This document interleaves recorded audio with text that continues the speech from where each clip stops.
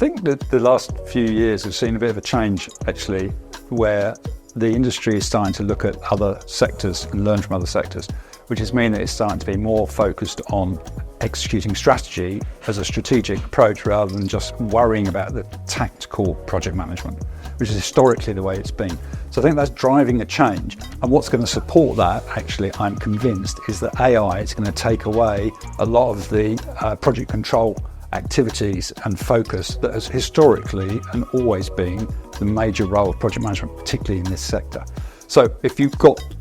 the project control taken away, then project managers and portfolio managers and strategic management are getting the data that they need to make good decisions, but without having to spend people time doing it. So that community can spend more time focused on execution and focusing on strategic aspects, building teams, working cooperatively, cohesively across functions, which is all about maximising the value that can be delivered rather than internally kind of wasting value doing work that AI can do for you better now.